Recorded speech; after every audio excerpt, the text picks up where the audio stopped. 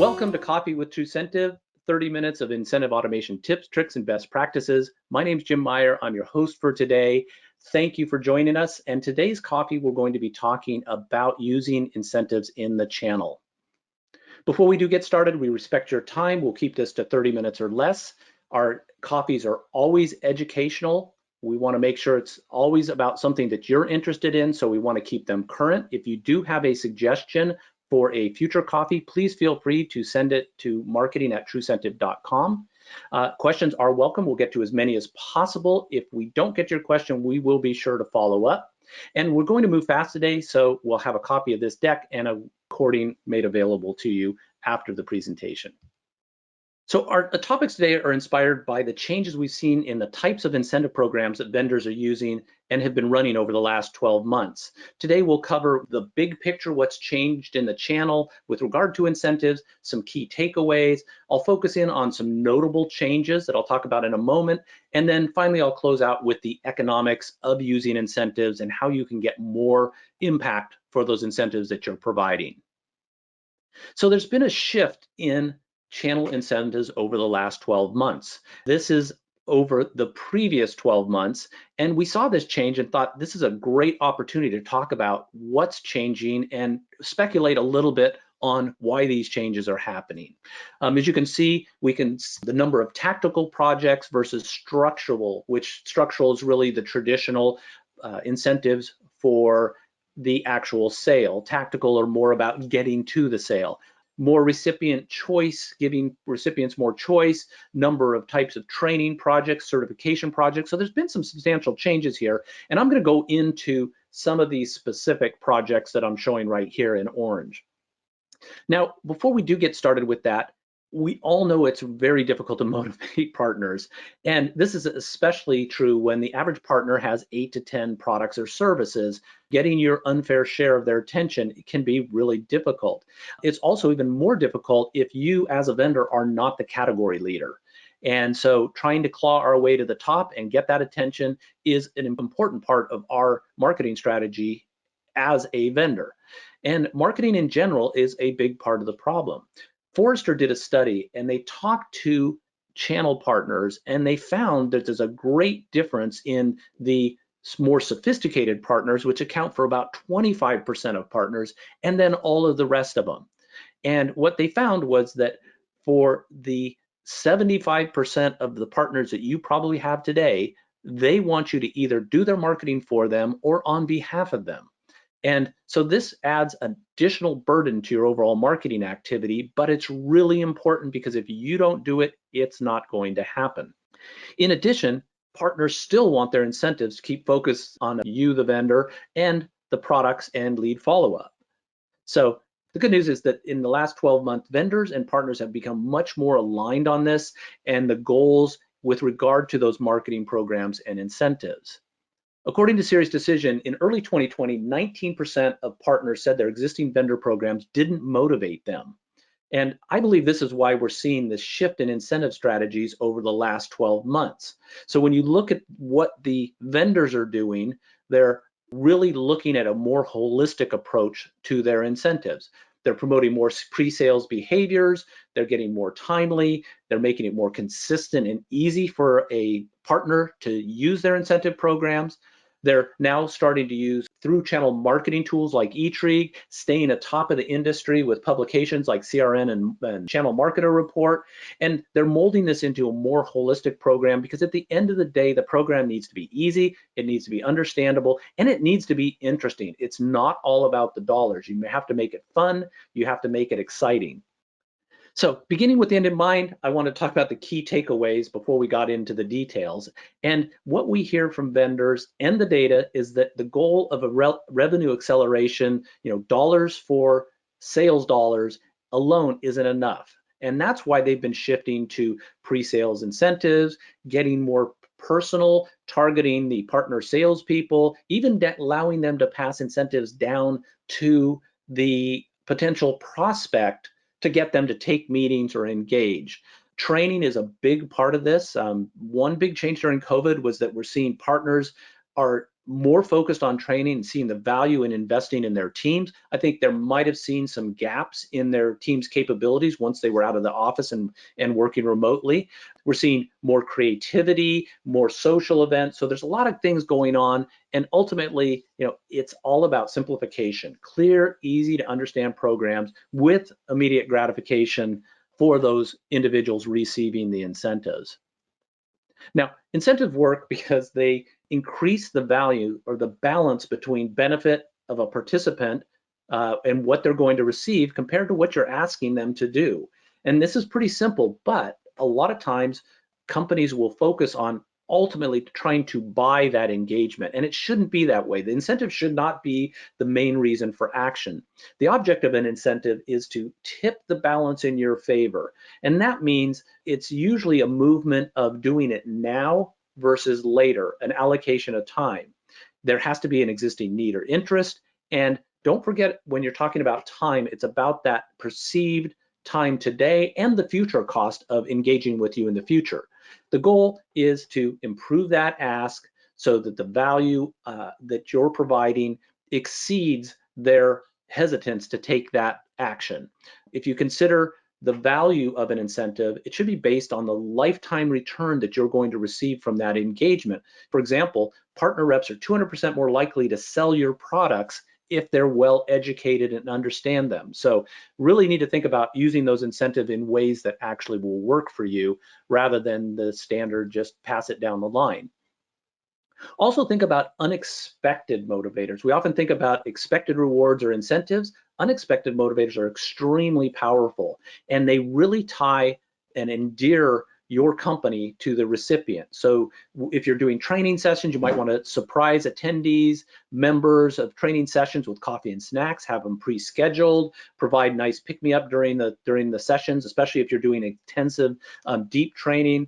Offer incentives for participation, randomly pass them out. You can pass out incentives digitally very easily. It adds to the excitement. Encourage good questions. Empower your reps to deliver incentives to the prospects.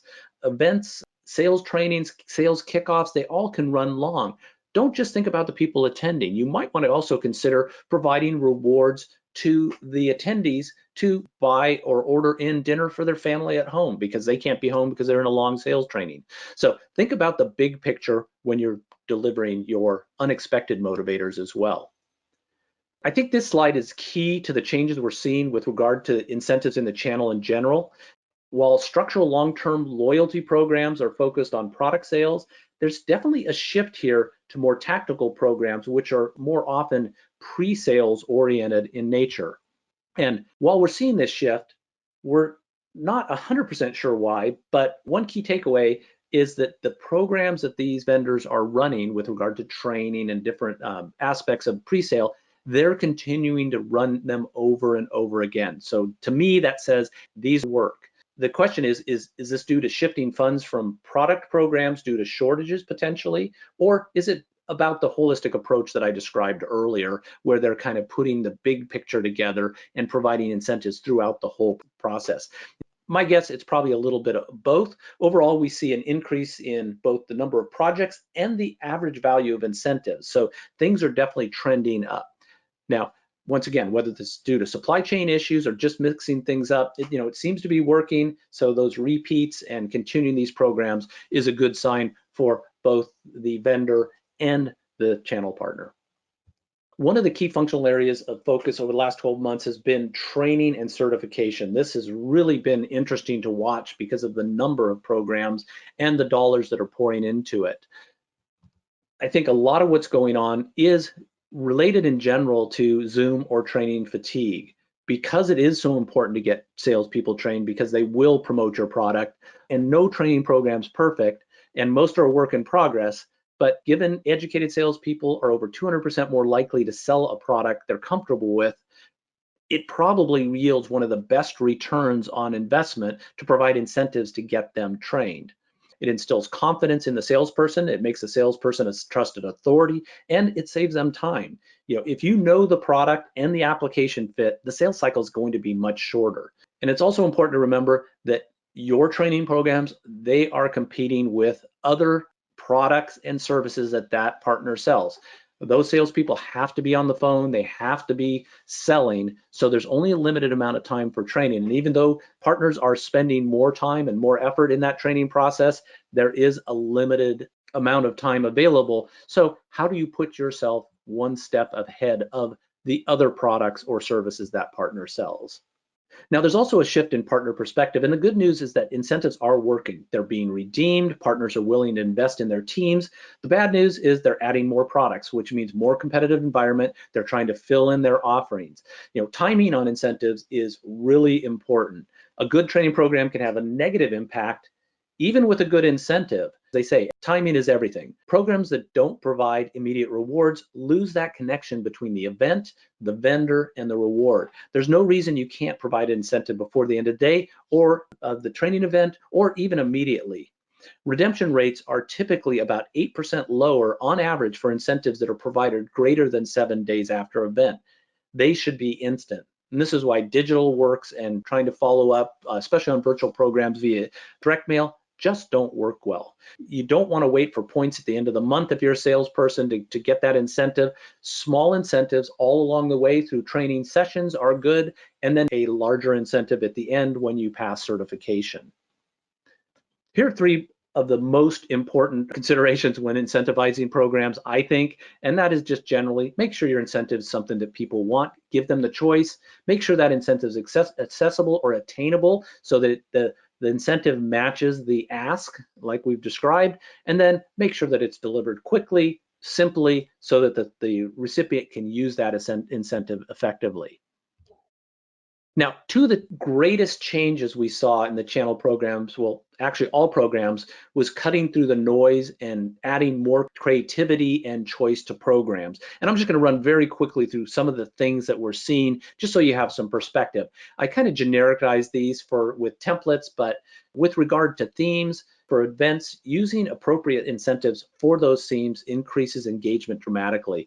Themes are a great way to differentiate, add excitement to your project, whether that's tying coffee cards to a coffee talk, home delivery to a pizza cast, or lunch and learns.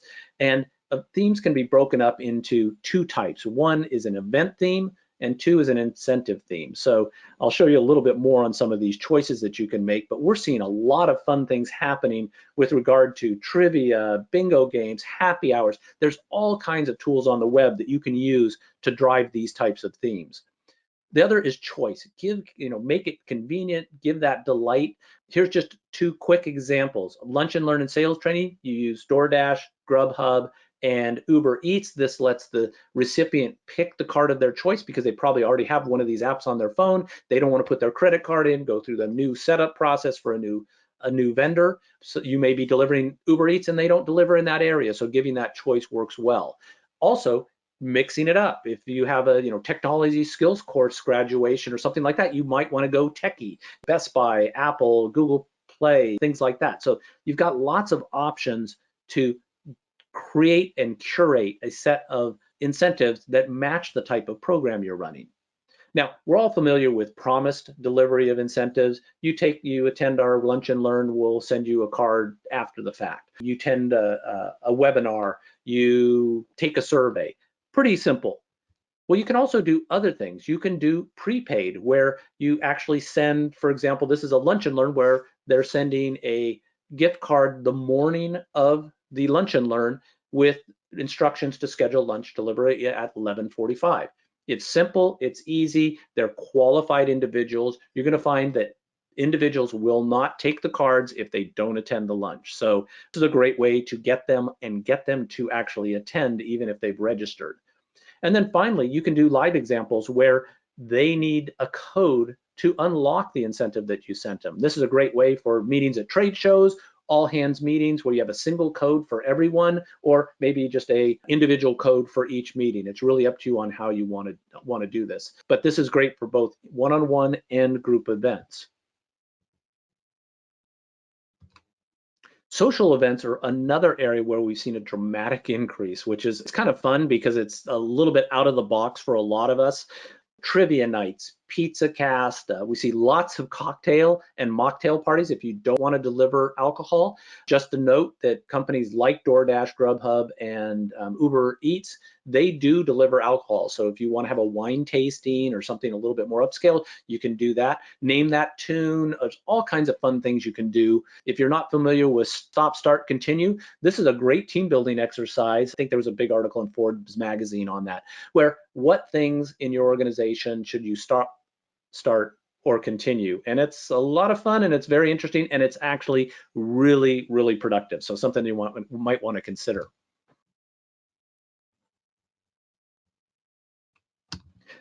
Don't forget, Zoom fatigue is real.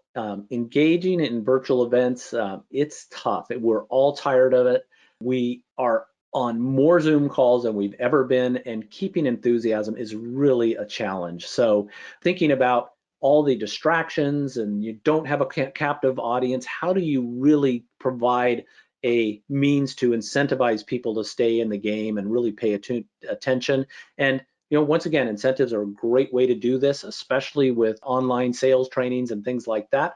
You can have contests, quizzes at the end, participation points like I described earlier. It's really going beyond the normal and adding those incentives and those little, they can be very inexpensive ways of just making sure that people are having fun and getting rewarded.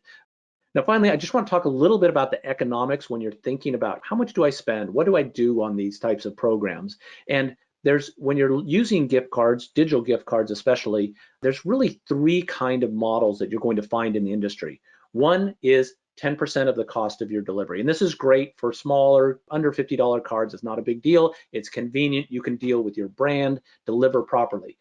Free delivery, these programs, they typically take the breakage. As you remember, as I mentioned earlier, 20% of gift cards are never redeemed. So that's a 20% cost to you. You can set up programs that time out those cards. And so whether you're doing a 10% delivery or a cap delivery, you're going to save a substantial amount of money over using a service that provides free delivery of your gift cards. It's important to think about those funds automatically will roll back into your account if somebody does not claim their card in your prescribed time period, whether that's 30 days, 90 days, it could be years. So it's really up to you. It's much more economical to go ahead and use a program that you can reclaim those funds. This is just a quick view of redemption rates on different types of activities, just to give you some perspective, how many cards get redeemed after a 6-month period. This holds pretty consistent across industries. Once again, funds are returned to your account automatically. Just when you're thinking about values of cards, there's a lot of psychology to this, and all I can say is it's important to test. A recent study we did, we had 2 training offers, very similar, 50 cards at $50 a piece, 25 cards at $100 a piece, and guess which one won? TruCentive 2 had a 57.8% conversion rate. So that was fewer cards, same investment, it was easy. So the actual perceived value was higher. So they got a better response rate. The programs were almost identical. Finally, getting most from your incentive. When you're delivering that incentive, you don't want to make it just a one-off event. Sending that incentive via email or SMS message are both great ways to deliver digital. You can send out that message, but also think about reminders. Reminders can be just as valuable. If someone gets an email, we all do it, don't have time to look at it right now. You get it, the impression, the brand, the thank you, it's all there. But then include reminders over time until that incentive is actually claimed. And so you can add a string of reminders front end. You can even add reminders before the final expiration of that particular incentive card. And since everyone knows what's going on, you get those multiple brand impressions, and people are tied to you and your organization. Well, it looks like that's all we have time for today. Thank you so much for joining us, and please look forward to future coffee with TruCentive. We look forward to your input, and once again, if you have any suggestions for future coffees, please send it to marketing@trucentive.com. Thanks again, and have a great day.